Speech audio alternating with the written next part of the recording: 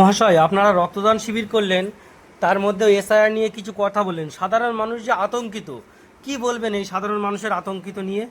বিহারেও দেখেছেন 68 লক্ষ ভোটারের নাম কেটে বাদ দিয়ে দিয়েছে। পরবর্তীকালে ঠিক হয়েছে কিছুটা পশ্চিমবঙ্গের মানুষ ভাবে আতঙ্কিত এবং এসআইআর নিয়ে আমি পরিষ্কার বলে দিয়েছি, নিরপেক্ষ কাজ করেন, আমাদের সংগঠকরাও থাকবে, কাজ হবে।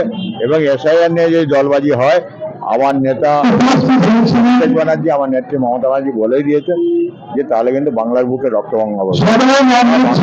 ভোটারের নাম আমরা বৈধ ভোটার। মহাশয়, সাধারণ গ্রামের মহিলারা যে আতঙ্কিত, ভয় পাচ্ছে, সাধারণ মহিলাদের বিষয়ে আপনি কি বলবেন? সাধারণ মহিলারা তো খুব আতঙ্কিত। মহিলাদের কাছে না গেলে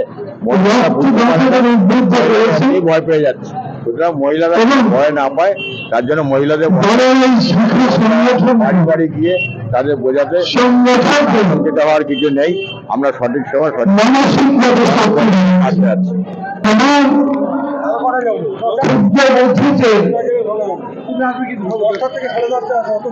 আপনারা দেখতে পাচ্ছেন রক্তদানের সাথে সাথে আমডাঙ্গার বিধায়ক রফিকুল ইসলাম বস্ত্র বিতরণও করছেন।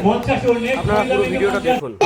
সংস্কৃতি বিরোধী, ভারতবর্ষের অতীত ইতিহাস বিরোধী, তাই বলছিলাম আসুন এই বিজেপিকে উৎখাত করি, এই বিজেপিকে তাড়িয়ে দেই বাংলা থেকে। এই বিজেপির বাংলায় কোনো জায়গা দেব না।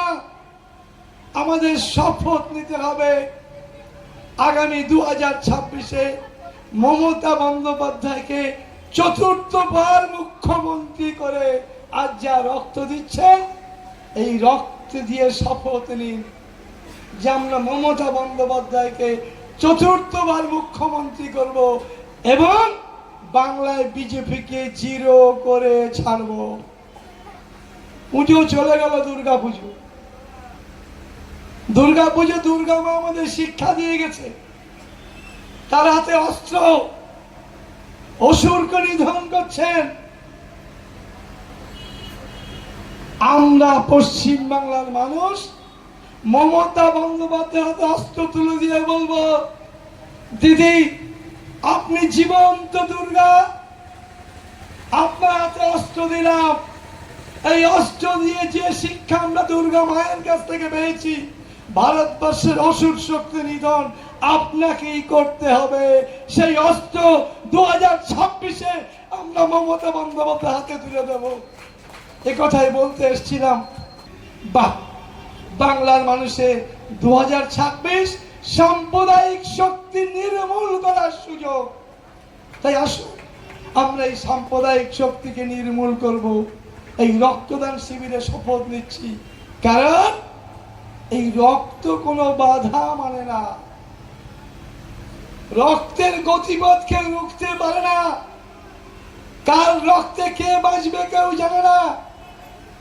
আমরা কেউ কিন্তু বিজয়ে বলি না ব্লাড ব্যাংকে আমি খাঁটি মুসলমান, আমায় রক্ত দাও, আমার স্ত্রীর জন্য লাগবে। আমরা বলি আমার স্ত্রীর group AB positive, AB positive রক্ত দিন। কে দিল সে প্রশ্ন আমার কাছে নেই, আমাদের কাছে নেই। আর ভোটের সময় এসে, সমাজের সময় এসে আমি মুসলমান আর তুমি হিন্দু বলা যায়? এই সালের আগে যারা জন্মেছে কারোর বার্থ সার্টিফিকেট চাইবে বলে মনে হয় না, কিন্তু যাদের পূর্বপুরুষের নাম এখানে নেই